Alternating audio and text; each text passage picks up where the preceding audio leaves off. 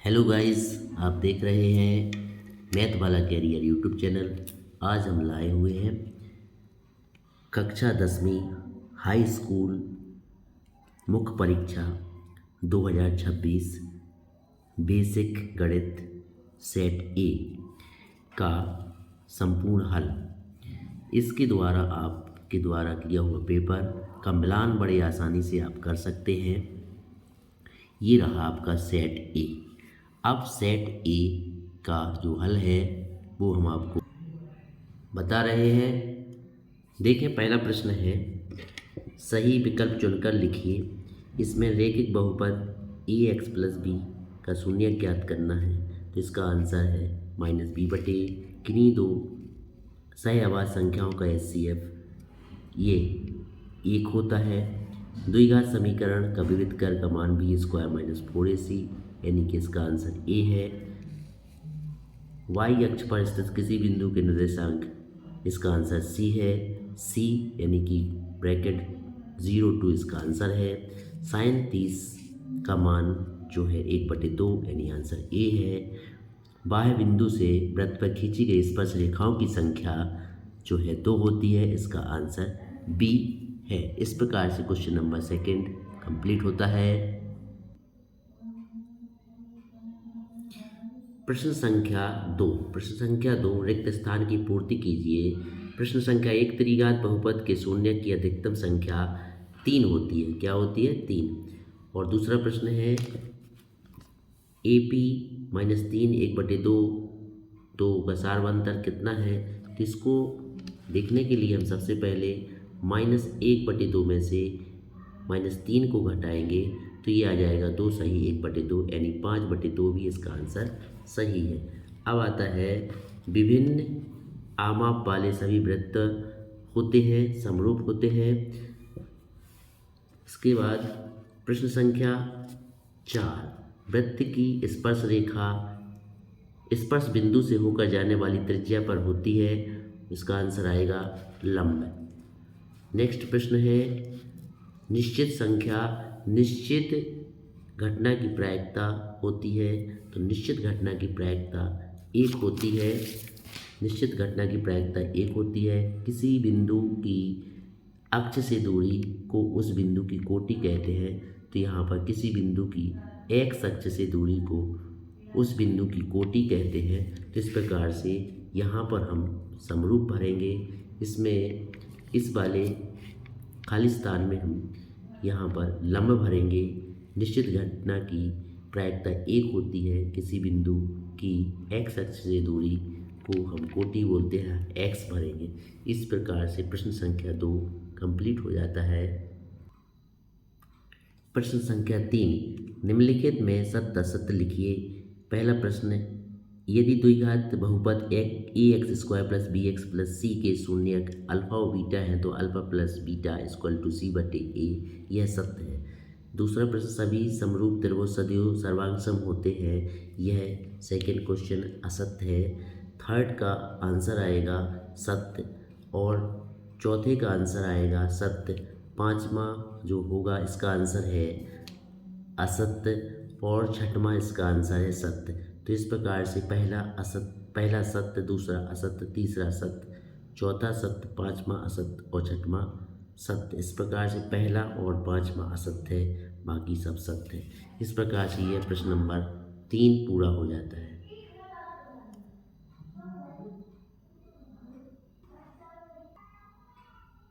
प्रश्न संख्या 4, सही जोड़ियाँ स्तंभ ए और स्तंभ बी। तो यहाँ पर पहला है cos A multiply with sec ए, इसको मिलाएंगे ई से, यानी आंसर 1। घन का संपूर्ण क्षेत्रफल f यानी 6a²। कोण थीटा वाले वृत्त के त्रिज्यखंड का क्षेत्रफल होगा θ/360 πr², यानी थर्ड को d से मिला देंगे। और 4 tan थीटा का मान है 1/√2, इसको हम b से मिला देंगे, यानी फोर्थ 4 नंबर को b से मिलाएंगे। पांचवा जो नंबर है, एक वृत्तीय क्षेत्र या चकती का क्षेत्रफल πr², यानी कि हम पांचवें को a से मिलाएंगे। अर्धगोले का आयतन होता है 2/3 πr², यानी कि छठवें को c से मिलाएंगे। इस प्रकार से क्वेश्चन नंबर 4 कंप्लीट होता है। पांचवा प्रश्न है, प्रत्येक का एक शब्द और वाक्य में उत्तर दीजिए। पहला है दृष्टि रेखा को परिभाषित कीजिए। तो दृष्टि रेखा क्या होता है? जब कोई प्रेक्षक किसी वस्तु को देखता है तो उसकी आंख और वस्तु को मिलाने वाली जो सीधी रेखा होती है उसे दृष्टि रेखा कहते हैं। तो यहाँ परिभाषा होगी, प्रेक्षक के द्वारा वस्तु को देखते समय प्रेक्षक की आंख और वस्तु को मिलाने वाली सीधी रेखा को दृष्टि रेखा कहते हैं। दूसरा प्रश्न आया हुआ है कि द्विघात समीकरण X square plus B X equal to C के मूल ज्ञात करने का सूत्र। तो यहाँ पर हम श्रीधराचार्य सूत्र लिखेंगे, x बराबर minus B plus minus B square minus 4ac upon 2a under root के अंदर ये विविध कर रहेगा। तो इस प्रकार से ये सेकंड क्वेश्चन का आंसर हो जाएगा। थर्ड क्वेश्चन यहाँ ऊपर पढ़ेंगे, किसी प्रयोग की सभी प्रारंभिक घटनाओं का योग कितना होता है? तो इसका आंसर 1 है। अब चौथा प्रश्न है, प्रत्येक समीकरण और रैखिक समीकरण योग में कि आश्रित संगत होने की शर्त है। तो आश्रित संगत होने की शर्त है ये a/a2 बराबर b/b2 बराबर c/2, ये तीनों अनुपात बराबर होते हैं। तो आश्रित संगत की एक शर्त हो जाती है। चौथा प्रश्न है, वृत्त की छेदक रेखा को परिभाषित कीजिए। तो वृत्त की छेदक रेखा वह रेखा होती है जो वृत्त की छेदक रेखा को परिभाषित करना है। तो वृत्त की छेदक रेखा वह रेखा होती है जो वृत्त को दो बिंदुओं पर प्रतिच्छेद करती हुई जाती है, उसे वृत्त की छेदक रेखा कहते हैं। इस प्रकार से आगे क्वेश्चन है, दो त्रिभुजों की एस भुजा समरूपता कसौटी को लिखना है। तो इसके लिए यहाँ पर लिख सकते हैं, यदि एक त्रिभुज की तीन भुजाओं का किसी दूसरे त्रिभुज की संगत तीन भुजाओं से अनुपात बराबर हो, इसी को हम समानुपात कहते हैं, तब भुजा समरूपता कसौटी यहाँ समरूपता के लिए यूज़ होती है। यानी कि जो भी यहाँ अध्याय 6 में परिभाषाएं लिखी हुई है, प्रमेय नंबर 6.5, 6.4, उसी में से क्वेश्चन यहाँ पर आया हुआ है। प्रश्न संख्या 6 और 20 के अभाज्य गुणनखंड विधि से एचसीएफ निकालना है। तो इसके लिए यहाँ पर आप ध्यानपूर्वक देखें, इसका अथवा भी हल किया गया है। 6 और 20 का एचसीएफ निकालना है तो अभाज्य गुणनखंड विधि से हम पहले गुणनखंड करेंगे 6 के और 20 के। इन दोनों में हम देखेंगे कि उभयनिष्ठ गुणनखंड कौन सा है। तो यहाँ पर उभयनिष्ठ गुणनखंड दोनों में 2 मिल रहा है, इसलिए एचसीएफ 2 हो जाएगा। इसका दूसरा प्रश्न है 156 अथवा वाला 156 के अभाज्य गुणनखंड विधि अभाज्य गुणनखंड के रूप में लिखना है 156 को। तो 156 को हम इस प्रकार से अभाज्य गुणनखंड करेंगे, 156 को अभाज्य गुणनखंड के रूप में इस प्रकार से लिख सकते हैं। इस प्रकार से प्रश्न संख्या 7 पर चर्चा करते हैं। प्रश्न संख्या 7 में 3, 8, 13 का 15वें पद निकालना है। तो an का फार्मूला लगेगा और an के फार्मूले के सहारे हम इसको निकाल सकते हैं। तो यहाँ पर ये क्वेश्चन नंबर जो यानी कि 7वां है, इसको हमने यहाँ पर प्रस्तुत किया है। यहाँ 7वां प्रश्न देखिए, ये जो श्रेणी दी गई है, इसका प्रथम पद दिया हुआ है 3 और इसका दूसरा पद दिया हुआ है 8। यहाँ पर सारवंतर निकालेंगे, 8 में से 3 घटाएंगे तो 5 आएगा। और इस प्रकार से an का फार्मूला यहाँ पर लगाएं, an बराबर a + n - d। तो यहाँ पर 15वां पद लेना है तो n बराबर 15 यूज़ करेंगे और यहाँ पे n की जगह 15 रखेंगे। 15 में से जाएगा 14, d हो जाएगा। a और d की वैल्यू रख देंगे, a बराबर होगा 3 और d के इक्वल टू लिख देंगे 5। इस प्रकार से 15 की 14 × 5 = 70 और 3 73, a 15 73। यानी कि 7वें प्रश्न का अथवा के पहले वाला जो प्रश्न का उत्तर है वो 73 आ रहा है। इसके बाद अथवा वाला प्रश्न लिखेंगे। तो अथवा वाला प्रश्न इसमें दिया है 12, 15 और 18 और 99 के पदों की संख्या ज्ञात करना है। यानी प्रथम पद आपको दिया है 12 और अंतिम पद दिया है 99, इसका सारवंतर 3 दिया हुआ है। यदि ये प्रश्न हल किया हुआ है तो इसका हल आपको इसको मिला लेना है। देखिए, अथवा वाला प्रश्न यहाँ पर किया गया है और इसको ध्यान से देखें, यहाँ पर n पदों की संख्या 30 आ रही है। इस प्रकार से छात्रों यहाँ पर प्रश्न संख्या 8 पर चर्चा करते हैं। 8वां प्रश्न यहाँ दिया हुआ है en यानी कि nवां पद दिया हुआ है और आपको पता लगाना है कि ये AP है। तो सबसे पहले n बराबर 1 रखेंगे तो इसका आंसर आ जाएगा 5। n बराबर 2 रखेंगे तो इसका आ जाएगा यानी कि 4 और 3 7 आ जाएगा। यहाँ 3 रखेंगे तो ये आ जाएगा इसका यानी कि 3 दूनी 6 और 3 9, इस प्रकार से आएगा। तो इस 8वें प्रश्न का आंसर हम आपको दे रहे हैं। 8वें प्रश्न का आंसर ध्यानपूर्वक देखें। 8वां प्रश्न और इसका अथवा वाला प्रश्न ये रहा। 8वां प्रश्न पूरा हल है, इसको यहाँ से आप देख सकते हैं। इसका जो आंसर आ रहा है, ये सारी श्रेणी हमारी AP में प्रस्तुत 4x। इसके बाद हम प्रश्न संख्या 9 पर चर्चा करेंगे। प्रश्न संख्या जो 9 है हमारा वो है बहुपद 3x² - x + 4 -4 की शून्य ज्ञात करना है। तो शून्य ज्ञात करने के लिए हम सबसे पहले इसके लिए हम आपको इसका हल देना चाहते हैं। यहाँ पर देखिए ये रहा आपका शून्य ज्ञात करने के लिए। देखिए यहाँ पर 3x² - x + 4 है, तो सबसे पहले हम 3 का 4 में मल्टीप्लाई करेंगे तो आ जाएगा 12। 12 के हम ऐसे दो गुणनखंड करेंगे जिसका हम घटाने या जोड़ने से यहाँ पर -1 आ जाए। तो हम इस प्रकार से यार इस एक माइनस को हम 4x और 3x में तोड़ेंगे और इस प्रकार से ये टूटेगा और यहाँ पर ये x यानी 1 माइनस का और x = 4/3 इस प्रकार से अल्फा बीटा के 2 मान आ जाते हैं।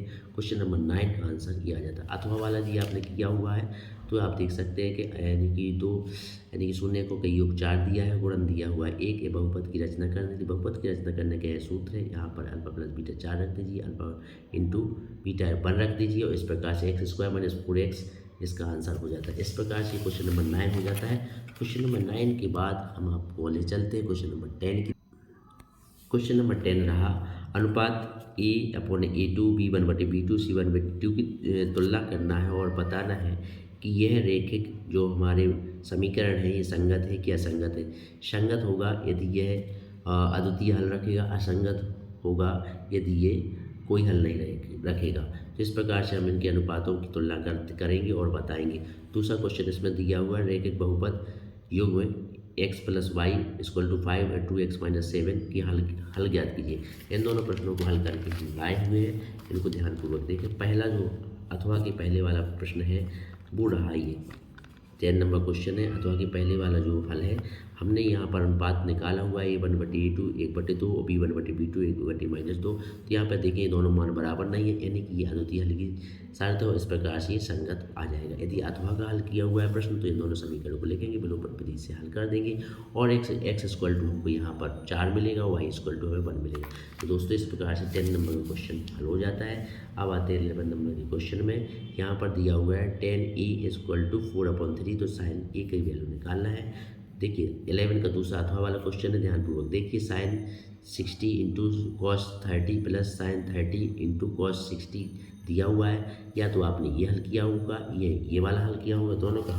तो छात्रों हम लाए हैं 11वां प्रश्न। 11वें प्रश्न में 10a = 4/3 दिया हुआ है। इसमें हम 1 + 10² = sec² की आइडेंटिटी लगाएंगे और वैल्यू रखेंगे। वैल्यू पूरी सॉल्व करते हैं तो मिलता है cos a = 5/3। अब इसको पलट देते हैं तो cos a = 3/5। चूँकि हमें चाहिए है साइन a, इसलिए हम साइन a का फार्मूला लगाते हैं √1 - cos² और इसे वैल्यू पुट करते हैं तो साइन a = 4/5 प्राप्त होता है। इस प्रकार से साइन a की वैल्यू 4/5 दोस्तों यदि आपने लिखी है तो आपका आंसर 100% सही है। 11 है, यदि आपने ये किया हुआ है तो यहाँ पर ये साइन 60 की वैल्यू है, cos 30 की वैल्यू हमें पुट की गई है और ये टेबल से भी आप पुट कर सकते हैं। इस प्रकार से इसको बना जाता है। तो क्वेश्चन नंबर 12 पर चर्चा करते हैं। क्वेश्चन नंबर 12 को यहाँ से ध्यानपूर्वक देखें। इसमें लिखा है एक वृत्त ए से जो एक वृत्त के केंद्र से 5 मीटर की दूरी पर है, वृत्त पर स्पर्श रेखा की लंबाई 4 सेंटीमीटर, वृत्त की त्रिज्या ज्ञात कीजिए। तो इस प्रकार से दोस्तों इसका चित्र इस प्रकार से बनेगा। देखो ध्यानपूर्वक देखो, ये रहा वृत्त का केंद्र से वो बिंदु 5 मीटर पर था और यहाँ पर जो स्पर्श रेखा वो 4 मीटर थी। त्रिज्या ज्ञात करना है। दोस्तों हम बता दें कि हमेशा त्रिज्या स्पर्श रेखा कि स्पर्श बिंदु पर 90 डिग्री कोण बनाती है। इस प्रकार से ये वो भी एक समकोण त्रिभुज हो जाता है। समकोण त्रिभुज में पाइथागोरस प्रमेय लगा देते हैं। हमेशा ध्यान दीजिए ये हमेशा कर्ण बनता है, ये हमेशा लंब बनता है, ये हमें आधार निकालना है। तो इस प्रकार से हम यहाँ पर पाइथागोरस प्रमेय लगाते हुए r = 3 सेंटीमीटर यहाँ निकाल देते हैं। इस प्रकार से यदि आपने दोस्तों इसका अथवा वाला प्रश्न किया है तो अथवा वाले प्रश्न का हल इस प्रकार से है और जो कोण निकालना है वो 70 डिग्री आ जाता है। तो दोस्तों इस प्रकार से 12 क्वेश्चन अपने कंप्लीट। देखो दोस्तों क्वेश्चन नंबर 13 यहाँ पर यानी प्रायिकता जो ई घटना की दी गई 0.5 है और प्रायिकता घटना ना होने की ज्ञात करना है। तो दोस्तों आपको पता है कि एक सूत्र होता है, यहाँ ध्यानपूर्वक देखें। PE + PE बार = 1। यहाँ पर PE बार 0.15 दिया है, इसका हम उत्तर पक्षांतर कर देंगे 0.85 इसका आंसर आ जाएगा। यदि ये दोस्तों आपने इसका अथवा वाला 5 वाला प्रश्न किया, एक 5 को एक बार फेंका जाता है, 4 से बड़ी संख्या प्राप्त होने की प्रायिकता ज्ञात करना है। तो दोस्तों यहाँ पर देखिए ध्यानपूर्वक 5 को फेंकते हैं तो प्रयोग इस प्रकार से होगा। प्रयोग में जो जो आउटकम्स होंगे, यानी कि जो प्रयोग के जो आउटकम्स मिलेंगे वो 6 मिल जाएंगे। और घटना है, घटना क्या है, 4 से बड़ी संख्या प्राप्त होना है। तो दोस्तों 4 से बड़ी संख्या 5 और 6 प्राप्त होगी, जिसमें जो हमारे जो घटना है, जो घटना के जो आउटकम होंगे वो 2 होंगे। इस प्रकार से प्रायिकता प्राप्त होगी 2/6, इस प्रकार से 1/3 इसका आंसर हो जाएगा, है ना। तो दोस्तों इस प्रकार से क्वेश्चन नंबर 13 हो जाता है। अब क्वेश्चन नंबर 14 पर चर्चा करते हैं। क्वेश्चन नंबर 14 ध्यानपूर्वक देखिए। 20 बल्बों के एक समूह में 4 बल्ब खराब हो जाते हैं। निश्चित रूप से 4 बल्ब खराब है तो 16 बल्ब सही होंगे। इस समूह में से एक बल्ब अत्यक्ष निकाला जाता है। इसकी प्रायिकता क्या होगी? कोई बल्ब खराब है तो जिसका हो जाएगा 4/20, इस प्रकार से 1/5 इसका आंसर आ जाएगा। देखो दोस्तों, यहाँ पर यदि आपने 14 नंबर को प्रश्न का अथवा किया तो इसमें लिखा हुआ है कि एक चित्र प्राप्त करने की प्रायिकता ज्ञात कीजिए, जबकि एक सिक्के को एक बार उछाला जाता है। साथ ही एक पट प्राप्त करने की प्रायिकता ज्ञात कीजिए। तो आप ध्यान रखिए, चित्र आने की प्रायिकता 1/2, पट आने की प्रायिकता 1/2। इस प्रकार से क्वेश्चन नंबर आपका 14 हो जाता है। प्रश्न नंबर 15 को देखिए। ये निश्चित रूप से त्रिभुज की समरूपता की आवश्यक प्रतिबंध लिखना है। तो आपको दोस्तों इसमें लिख देना था भुजा भुजा भुजा समरूपता का यानी कि भुजा है, भुजा भुजा भुजा, इसका मतलब है कि दोनों त्रिभुजों की भुजाएं क्रमशः भुजाओं के अनुपात समानुपात में हो। और दूसरा जो लिखना था वो ए लिखना था, यानी कोण लिखना था। इसका मतलब दोनों त्रिभुजों के संगत कोण क्रमशः बराबर होने चाहिए। इस प्रकार से ये 15वें क्वेश्चन पर हो जाता है। 15वें क्वेश्चन में जो अथवा वाला आया है, अथवा वाले को हमको यहाँ हल करना था, जिसमें त्रिभुज दिया हुआ है तो इसमें लगना था बीपीटी थ्योरम। तो दोस्तों हम आपके लिए इसका हल लाए हुए हैं। हल ध्यानपूर्वक सुनिए। यहाँ पर देखें, हल रहेगा कुछ इस प्रकार से। देखो ये रहा क्वेश्चन, ये क्वेश्चन को ध्यानपूर्वक देख लीजिए। यहाँ पर DE BC के समांतर है, इसलिए इसमें बीपीटी थ्योरम लगेगी, यानी इस आधारभूत समानुपात का पिरामिड लगेगी। AD/BD और AE/EC। देखो यहाँ पर AD/BD, AE/EC। इस प्रकार से AD का मान दोस्तों ध्यान से देखो 1/5 दिया हुआ है। यहाँ पर 1/5, यहाँ 3 दिया, यहाँ 1 दिया, तो ये मान यहाँ इसमें रखेंगे 1.5 इसका हम त्रिज्या गुणा करेंगे। इस प्रकार से हल होकर के 2 सेंटीमीटर आ जाएगा। दोस्तों अगर 2 सेंटीमीटर आपका इसमें आंसर आ रहा तो आपका टोटल सही है, घबराने की कोई बात नहीं है। क्वेश्चन नंबर 16 पर चर्चा करते हैं। क्वेश्चन नंबर 16 को देखो ध्यानपूर्वक। यहाँ पर देखें, एक निर्देशांक ज्ञात कीजिए। यहाँ पर एक वृत्त दिया है, वृत्त का एक व्यास AB भी दिया हुआ, वृत्त का केंद्र 2 और 3 दिया हुआ है, वृत्त का एक निर्देशांक 4 दिया हुआ है। यदि दोस्तों ये वाला सवाल किया है तो इसका हल फटाफट आप देख सकते हैं। यहाँ पर देखिए, ये वृत्त दिया है, वृत्त का एक व्यास दिया है, एक केंद्र दिया है, एक बिंदु दिया है। यहाँ पर एक ही निर्देशांक ज्ञात करना है। ध्यान रखिए, ये व्यास का मध्य बिंदु केंद्र होता है। या मध्य बिंदु के निर्देशांक ज्ञात करने के सूत्र का उपयोग करेंगे। x = x1 + x2/2। तो इस प्रकार से दोस्तों हमने इसको x और y माना है। ये हमारा मध्य बिंदु है, ये हमारा ये है। तो यहाँ पर हम क्या करेंगे, ये जो है 2 और 3, ये 2 रहेगा यहाँ पर, और x1 रहेगा ये, और x2 रहेगा ये। तो यहाँ पर हम ये वैल्यू जैसे पुट करेंगे तो इसका पहले का आंसर x का 3 आता है और y का मान कितना आता है, -10 आता है। तो इस प्रकार से ये बिंदु हमारा जहाँ 3 - 10 इसका आंसर आएगा। यदि दोस्तों इस प्रकार से आ रहा तो आपका आंसर सही है। अब बात आती है अथवा वाले प्रश्न की। अथवा वाला जो प्रश्न रहा, शायद आपने प्रश्न नहीं देखा तो प्रश्न आप देख सकते हैं। अथवा वाला प्रश्न बड़ा सरल रहा। इन दोनों बिंदुओं के बीच की दूरी निकालना है। दूरी का सूत्र लगेगा। दूरी का सूत्र यदि हम लगाते हैं, सबसे सिंपल सवाल है। दूरी का सूत्र ज्ञात करने की, दूरी निकालने के लिए हम यहाँ सूत्र लगाएंगे। सूत्र लिखने के आपको आधा नंबर मिल जाते हैं। यहाँ पर आप यहाँ वैल्यू पुट करेंगे x1 x2 की, तो इस प्रकार से आंसर आ जाता है 8 का मतलब 2√2 आपका आ रहा है। तो आपका आंसर टोटल सही है, घबराने की कोई। ये देखें बच्चों ध्यानपूर्वक, क्वेश्चन नंबर 16। यहाँ पर क्वेश्चन नंबर 16 में 6 सेंटीमीटर त्रिज्या वाले वृत्त की त्रिज्यखंड का क्षेत्रफल ज्ञात करना है, जिसका कोण 30 दिया हुआ है। तो दोस्तों या तो क्वेश्चन आपने ये किया होगा, ये या फिर अथवा वाला किया होगा, जिसकी त्रिज्या 14 सेंटीमीटर है और उसका केंद्र पर कोण 60 है। यहाँ पर आपको चाप की लंबाई ज्ञात करना है। तो दोस्तों दोनों प्रकार के सवालों को आपको यहाँ पर हल किया गया है। पहला अथवा के पहले वाला सवाल अपना ये रहा बच्चों, और इसका आंसर आ रहा है। देखो यहाँ पर θ/360 πr² का सूत्र लगा हुआ है। 9.4 सेंटीमीटर स्क्वायर क्षेत्रफल आ रहा है। यदि आप अथवा कर किया हुआ है नीचे वाला, तो चाप की लंबाई का सूत्र लगेगा θ/360 πr लगेगा। यहाँ पे 60 डिग्री एंगल दिया है, इसको हल करेंगे तो 44/3 सेंटीमीटर आ जाएगा। तो इस प्रकार से दोस्तों ये क्वेश्चन नंबर आपका 17 हो जाता है।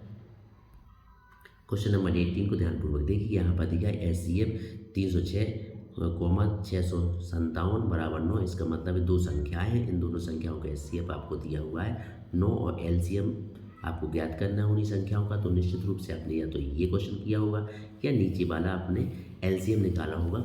तो जो आपने भी क्वेश्चन किया है इसका आप आंसर देखें। क्वेश्चन नंबर जो अपना 18 है, इसमें देखिए अगर ये ऊपर वाला किया हुआ है तो देखो निश्चित रूप से यहाँ पर सूत्र लगाया होगा आपने, एलसीएम गुणे एचसीएफ बराबर पहली संख्या गुणे दूसरी संख्या। तो एलसीएम आपको ज्ञात करना है, एचसीएफ उनका 9 दिया है, पहली संख्या 306 है, दूसरी संख्या 657 है। आपने इसको सॉल्व किया होगा तो आंसर आया होगा 22,338। यदि इसको आप ध्यानपूर्वक देख लें। यदि आपने अथवा वाला प्रश्न किया है तो निश्चित रूप से अभाज्य गुणनखंड विधि से एलसीएम निकालने की यह विधि रहती है, इसका एलसीएम आता है 360। तो इस प्रकार क्वेश्चन नंबर 18 कंप्लीट हो जाता है। ये रहा क्वेश्चन नंबर 19। इसमें लिखा है गुणनखंड द्वारा समीकरण के मूल ज्ञात करना है, यानी कि आपको इस क्वेश्चन के रूट ज्ञात करना है। या तो आपने क्वेश्चन ये किया होगा या क्वेश्चन नीचे वाला किया होगा, 3x² प्लस की x प्लस 3 = 0 या k का मान ज्ञात करना। शर्त दी है दो मूल बराबर है। दोस्तों दो मूल जब बराबर होती है b² - 4ac विभक्त करके मान 0 होता है, इस शर्त से का मान आएगा। तो इसका हल हम आपके लिए लाए हुए हैं, यहाँ ध्यानपूर्वक देखें। ये क्वेश्चन का हल आपके लिए प्रस्तुत है। यहाँ पर देखिए क्वेश्चन दिया हुआ है, यहाँ पर इसके हमने मध्य पद को तोड़ा है, यानी कि यहाँ पे x को इस प्रकार से 4x - 3 x पे तोड़ा हुआ है। यहाँ पर हमने कॉमन लिया और कॉमन लेकर के हमको दो ब्रैकेट प्राप्त होगी, x बराबर +3 और x बराबर -4। यदि इस प्रकार से आंसर आ रहा तो आप क्वेश्चन नंबर 19 सही है। अथवा वाला किया हुआ तो अथवा वाले में जो शर्त दी है ये दो मूल बराबर की b² - 4ac, इस शर्त के द्वारा हमारे ये आंसर आने वाला है। हमने b का मान यहाँ k रखा है, a का मान हमारा 3 है और c का मान 3 है। पूरा सवाल जब हल किया तो k बराबर 6 आया। यदि दोस्तों इस प्रकार से आंसर है तो आपका 100% श्योर सही है। हाँ दोस्तों, ये रहा क्वेश्चन नंबर 20। भूमि के एक बिंदु से जो मीनार के पास से 30 मीटर की दूरी पर मीनार के शिखर का कोण 30 डिग्री है, मीनार की ऊंचाई ज्ञात करना। क्वेश्चन या तो आपने ये किया होगा या अथवा वाला किया होगा। सर्कस का एक कलाकार एक 20 मीटर लंबी रस्सी पर चढ़ रहा है जो अच्छी तरह से तली हुई है, भूमि पर सीधे लगे खंभे के शिखर से बंधी हुई है। यदि भूमि का स्तर के साथ रस्सी के द्वारा बनाए कोण 30 डिग्री है तो खंभे की ऊंचाई ज्ञात कीजिए। या तो दोस्तों आपने ये वाला प्रश्न किया होगा या ये वाला किया है। यदि ऊपर वाला किया है तो इसका हल हम आपके लिए ला रहे हैं, इसका हल ध्यानपूर्वक देखें। यहाँ पर देखिए ये रहा फिगर, ये मीनार है, मीनार के पास से ये 30 मीटर की दूरी है, यहाँ पर कोण 30 बन रहा है। यहाँ पर देखिए दोस्तों आधार दिया है, लंब ज्ञात करना है तो 10 का फॉर्मूला करेंगे, 10 30 बराबर हो जाएगा लंब बटे आधार। तो यहाँ पर देखिए 10 30 का मान है 1/√3 और ये ऊंचाई रही h और नीचे रहा सी ये 30। इस पूरे को सॉल्व करेंगे 10√3 आ जाएगा। यदि अथवा का सवाल हल किया है तो ध्यानपूर्वक देखो, अथवा वाले सवाल में पहले से बना हुआ है तो इसको हम सॉल्व करेंगे। इसमें यहाँ पर आपको ऊंचाई ज्ञात करना है और साथ में आपको रस्सी की लंबाई दी गई, इन दोनों में साइन का संबंध है, साइन 30 का मान लगेगा। साइन 30 बराबर लंब बटे कर्ण होता है, इस पर मान रखेंगे 10 आ जाएगा। तो दोस्तों इस प्रकार से 20 नंबर क्वेश्चन कंप्लीट होता है। देखो दोस्तों ये लाए हम क्वेश्चन नंबर 21। इसमें देखो ध्यानपूर्वक, यदि 2 पेंसिल 3 रबड़ों का मूल 9 रुपये है, एक पेंसिल और 2 रबड़ का मूल 5 रुपये है, प्रत्येक पेंसिल का मूल ज्ञात करना है। या तो आपने ये प्रश्न किया होगा या नीचे वाला किया होगा। नीचे वाला अथवा वाला बड़ा सरल है, इसमें 2 समीकरण दिए, बड़े आसानी से किसी भी विधि में करना है। तो इस प्रकार से इसका हम हल आपके लिए लाए हुए हैं। देखो दोस्तों ध्यान से देखो, यहाँ पर एक पेंसिल का मूल मैंने x माना है, दूसरी एक रबड़ का पेन y माना हुआ है। इस प्रकार पहली साइड थी 2 पेंसिल 3 रबड़ तो 2x + 3y = 9। दूसरी साइड थी एक पेंसिल 2 रबड़ यानी 1x 2y = 5। इस समीकरण को किसी भी विधि से करना है तो सबसे अच्छी सरल विधि आपको जो लगे उससे कर लीजिए। मैंने विलोपन विधि से किया हुआ है। इस प्रकार से पूरा हल करने पर x = 3 y = 1 मिला हुआ है। एक पेंसिल का मूल 3 रुपये, एक रबड़ का मूल 1 रुपये प्राप्त हुआ है। धन्यवाद। इसी का अथवा वाला प्रश्न यदि आपने सॉल्व किया है तो ये सवाल आप ध्यानपूर्वक देख लीजिए। 2 समीकरण दिए हुए थे, किसी भी विधि से आप हल कर सकते हैं। मैंने विलोपन विधि से किया हुआ है। इस प्रकार से पूरा हल करते हुए मैं पाया हूँ सबसे पहले x y = -3, इसको समीकरण 1 में रखने पर पुनः प्राप्त हुआ है x = 2। इस प्रकार से हमको पूरा हल करने पर प्राप्त हुआ है। दोस्तों ध्यानपूर्वक देखिए, x = 2 y = 3। इस प्रकार से यह सवाल पूरा हो जाता है। ये रहा क्वेश्चन नंबर 22। बढ़िया दमदार सा क्वेश्चन है। भुजा 7 सेंटीमीटर वाले एक घनाकार ब्लॉक के ऊपर एक अर्धगोला रखा हुआ है। गोले का अधिकतम व्यास क्या होगा? इस प्रकार बने ठोस का पृष्ठीय क्षेत्रफल ज्ञात करना। दोस्तों हम बता दें कि जो अर्धगोला है उसका व्यास वही होगा जो कि घनाकार ब्लॉक की भुजा है, यानी कि इसका व्यास सीधा मिल गया 7 सेंटीमीटर। और जब 7 सेंटीमीटर मिल गया तो इसकी त्रिज्या हो गई 7.5 यानी कि 3.5, 7.5 नहीं 3.5, 3.5 तो इसकी त्रिज्या।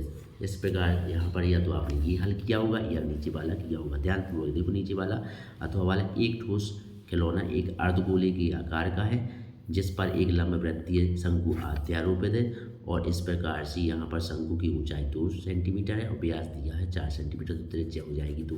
यहाँ पर त्रिज्या हो जाएगी कितनी 3.5 और यहाँ त्रिज्या हो जाएगी 2। आपने जो भी प्रश्न किया हुआ है यहाँ आयतन ज्ञात करना है, यहाँ पर क्षेत्रफल ज्ञात करना है। तो हम आपके लिए दोनों ही प्रश्न का हल लाए हुए हैं। सबसे पहले देखो यहाँ पर 22 नंबर प्रश्न का अथवा के ऊपर वाला प्रश्न। यहाँ पर देखो ये हमारा घनाकार ब्लॉक है, उस पर रखा हुआ है एक अर्धगोला।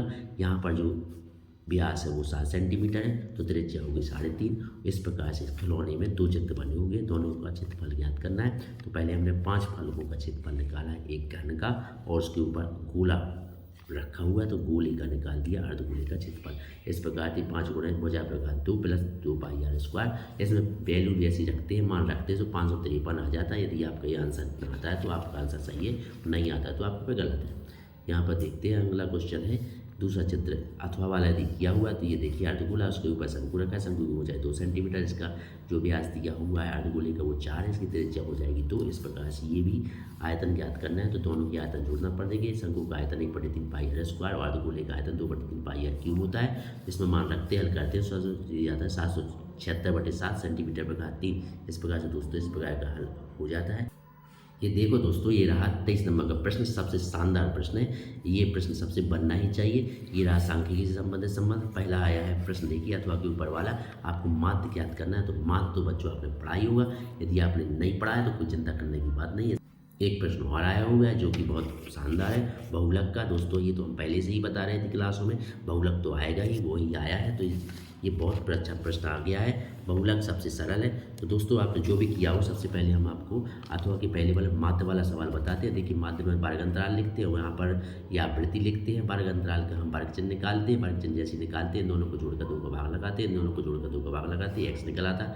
ये हमारा जो नंबरों की संख्या फ्रिक्वेंसी होती है, हम दोनों का मल्टीप्लाई कर देते हैं, एफ एक्स आ जाता है। एफ एक्स का जो उत्तर है वो आया हुआ है हमारा, एफ एक्स का टोटल सम आया है sigma f x equal to 2430। और ये हमारी जो आवृत्ति है उसका सिग्मा एफ 35 आया। हमने ये माध्य का सूत्र लगाया, भाग लगाया तो 59.42। यदि ये इतना आंसर आता है तो आप 100% श्योर। इसके बाद जो दूसरा प्रश्न है बहुलक का। बहुलक तो बहुत ही सरल, इसमें कुछ करना ही नहीं है। इसमें सबसे पहले हमने यहाँ पर वर्ग अंतराल लिखी, यहाँ पर बारंबारता लिखी। सबसे बड़ी बारंबारता वाला सबसे अधिक बारंबारता वाला आंकड़ा ही बहुलक होता है, लेकिन सबसे अधिक बारंबारता वाला जो हमारा वर्ग अंतराल है वह बहुलक वर्ग हुआ। बहुलक वर्ग हमें जैसे मिल जाता है तो बहुलक वर्ग की निम्न सीमा हमारी एल कहलाती है, इनका जो अंतर है वो हमारा एच कहलाता है। और इस प्रकार से बहुलक वर्ग के सामने वाली जो आवृत्ति है वो F1 होती है, बहुलक वर्ग के ठीक पहले वाली जो आवृत्ति है वो F0 होती है, बहुलक वर्ग की आगे वाली आवृत्ति हमारी क्या होती है 14 होती है। इस प्रकार से F1 23 है, F0 पीछे वाला 21 है और F2 यानी कि आगे वाला 14 है। इस प्रकार से ये आपको मिल जाता है। बहुलक का जो सूत्र है वो होता है बहुलक बराबर L प्लस ब्रैकेट के बाहर मल्टीप्लाई एच, ऊपर होता है यहाँ पर F1 minus F0 2F minus F0 minus F2। इसमें वैल्यू रखते हैं 36.8 आ जाता है। दोस्तों इस प्रकार से आपका 10वीं का 2026 24 तारीख को होने वाला गणित का पेपर सॉल्व हो जाता है। दोस्तों इस चैनल पर इसी तरीके से धमाकेदार बढ़िया शानदार आंसर मिल जाते हैं। आप हमें सब्सक्राइब भी करिए, हमें फॉलो भी करिए, बेल भी पुश करिए और कमेंट भी लिखिए, आपके आंसर तुरंत फटाफट मिल